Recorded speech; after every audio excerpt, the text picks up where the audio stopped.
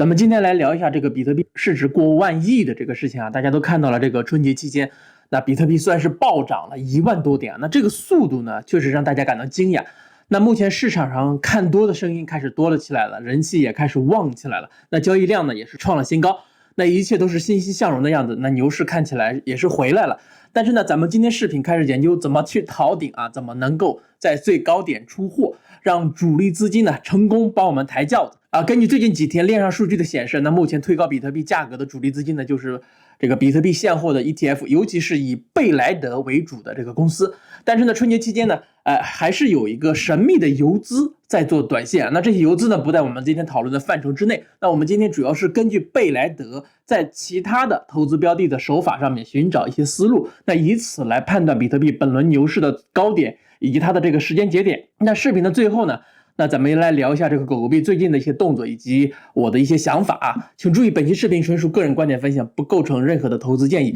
加密货币市场的风险很大，你有可能输掉所有的本金。如果说你不熟悉这个市场，请不要轻易投资。那如果说你想快速入门加密货币并开始赚钱，请加入力哥的会员群，那链接呢在视频的下方。那我们要研究明白这个如何逃顶的这个问题呢，我们必须要研究透以贝莱德为主力的这些庄家的一切的意图啊。那因为这个贝莱德的商业帝国它渗透到了全世界的方方面面，那全世界它管理了7万亿啊，超过7万亿美元的这个总的资产，而且很多操作思路呢它都是商业机密，那我只能够在有限的资源的情况之下求助了 ChatGPT 帮我做了一些调研，那根据市面上公开的资料慢慢的抽取贝莱德操作的一个投资标的的手法啊。所以说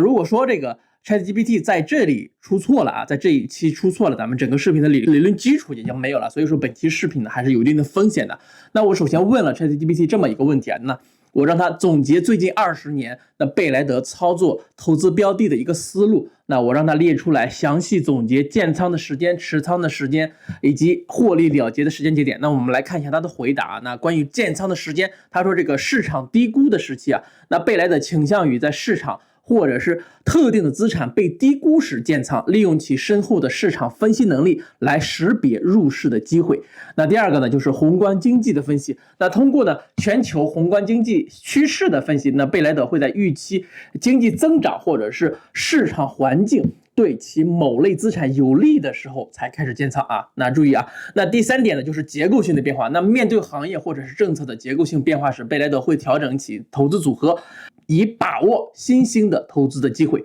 那关于获利了结的这个时间节点，他说第一点就是目标价格达成。那当这个投资标的达到贝莱德设定的目标价格的时候啊，那公司可能会选择获利了结。那尤其是在短期内价格上涨过快的情况下啊，那注意啊，每一个字都是这个重点。那第二个呢，就是这个基本面的恶化。那如果说对投资标的的基本面发生变化，比如说公司业绩下滑或者是行业前景恶化，那贝莱德可能会选择退出。那第三个呢，就是市场环境的变化，面对宏观经济或者是这个市场环境的重大变化，那贝莱德可能会调整其投资组合，包括获利了结一部分持仓。那关于这个建仓时间这一块，我们都知道，那目前贝莱德呢是正在建仓，那每天都在持续的买进比特币，那这2天呢每天买入的这个比特币都在1万枚以上。那我们主要关心贝莱德何时获利了结。那在这第一点上，他提到了这个目标的价格的达成。那公司选择获利了结，但是呢，这个目标价位就是我们想要得到的答案。所以说，目前为止还没有办法得知啊。但是呢，黄金 ETF 可以作为一个参考，所以我就继续问 ChatGPT 关于贝莱德黄金抛售的时间窗口啊。大家看截图，我就不一一念给大家了。那一共他给出来了4个的时间节点。那第一个呢，就是2008年到2009年全球金融危机期间以及其后的几年。第二个时间节点呢，就是2013年美联储宣布可能缩减量化宽松啊，也就是带来的这个缩减的恐慌。那第三个时间节点是2015年到2016年美元走强和美联储加息周期。那第4个时间节点呢，是2020年新冠疫情爆发后的这个黄金价格上涨。那我们总结这4个时间节点，它有一个共同点呢，就是跟货币政策呢紧密相关，另外呢跟美元的走势呢也是强烈相关的。这4个时间节点呢都是美元阶段性走弱的时候啊。那根据2017年2021年比特币大牛市顶峰的时候的这个美元指数呢，都是在90附近啊。那我们大概可以推断得出来，下一次那贝莱德大量抛售比特币的时候呢，应该是美元指数在90附近的时候啊。但是呢，并不能推测出来大牛市的顶点，比如说比特币到什么价格啊？那接着我就问了另外一个问题，那贝莱德的 ETF 基金，那什么时候跟客户分红？那我甚至还去了贝莱德这个比特币 ETF 官网去找资料，但是呢，目前没有找到确切的这种分红的机制。但是呢 ，ChatGPT 会告诉我，那贝莱德以往的这种 ETF 基金呢，会按照季度或者是年度分红，它有这么一个惯例。那所以我们可以大胆的推测啊，那每个季度末的时候啊，他们可能会小额的减仓。那减仓之后价格会回调，回调之后再接回来，那么它的这个既给这个股东客户分红了，又把这个价格又拉回来了，对吧？那年末的时候呢，可能会有大额的卖出的需求，所以说今年年底2024年的年底啊，极有可能会出现一个历史的高点。那按照他们现在目前的这个买入的这个状态，持续不断的一直买入，那市场上有多少抛压都被他们给买进去了。那么如果说一直持续下去的话，那么今年年底可能会有一个历史的高点啊。那我们打比方说，今年年底啊，到了13万美元一枚了，那么各大媒体呢就开始争先恐后的去报道比特币这件事情啊。那甚至你所在的小区菜市场的大妈都开始讨论比特币了，或者是说你朋友圈里面的很多不懂比特币的人开始发比特币的截图了。如果真到了这一天啊，到了那个时候，你不要多想，那果断逃顶，头也不回。那卖完逃顶完之后，如何再接回来，这个时间节点是另外一个这个视频的话题了。那总之呢，你一定要逃顶啊，不然你的利润呢就会大幅度的缩水。那大家不要去学我啊。那2021年狗狗币0.75的时候我没有跑，那现在这个利润呢已经缩水90%了。那眼看着这个数字呢一点点变大变大变大变到最大，然后呢一点点变小变小变小，最后差不多就回到原点了，对吧？那关于逃顶的一些社会学的迹象以及技术指标，那我还会在接下来的节目里面继续呢跟大家持续不断的分享呢。今天呢算是一个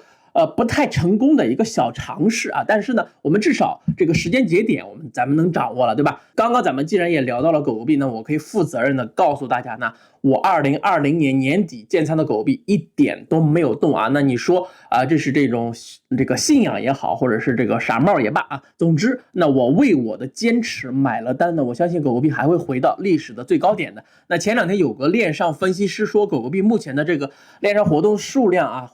减少了，交易量也降低了，说这个大户呢也不怎么活动了。那我当时在这个我的另外一个频道区块链日报的节目里面就说啊，那买在无人问津时，那果然2天之后狗狗币就开始涨了。那很多时候啊，我真的是已经忘记了自己还持仓大量的狗狗币。那最近我最关心的就是比特币，以及有没有一些可以弯道超车好的一些赛道。那虽然说这个行业呢90%以上的项目呢都是诈骗，但是呢并不代表他们没有好的项目啊。那只要我们抓住了一些好的赛道，就可以用很少量的资金弯道超车，用最短的时间呢去实现利润最大化。所以说我周一到周五每天都在我的另外一个频道区块链日报上面更新视频啊，强迫自己去跟踪最新的资讯，去发现一些好的项目。所以说我也奉劝啊，所有持仓狗狗币的朋友们，那跟时间做朋友，忘记自己的持仓。那如果说你的仓位呢让你感到担心睡不着觉，那说明你持仓过重，那就逢高减仓。如果说你的这个价格呢，持仓的价格的过高，那目前的这个价格呢，如果说你加仓降低一下持仓成本，那也是一个好的机会啊。那说起来简单，那操作之后呢，那我就忘记它。那至少这个比特币在创造历史新高之前，不要想着去操作狗狗币了，没有机会啊。那不会到这个历史的最高点的。那等它这个1年又能怎么样呢？我们已经等了3年了，对吧？那我在一些狗狗币的大群里面发现很多狗友们的认识呢，还是跟3年前的认识一样，一点都没有进步，那这是不对的啊。那你怎么着也算是经历过一轮牛熊的人了，最起码也算是币圈里面的人了。那最基本的这种币圈加密货币的知识呢，还是要懂一些的。那不能只认识狗狗币。那大家说我说对不对啊？那关于这一点啊，你是怎么想的呢？那欢迎大家在留言区留下你的观点，告诉我你的观点。好，那么以上呢就是今天视频所有内容了，感谢大家的收看，请一定帮我点赞这个视频，订阅我的频道，让我们共同进步，一起发财。Peace。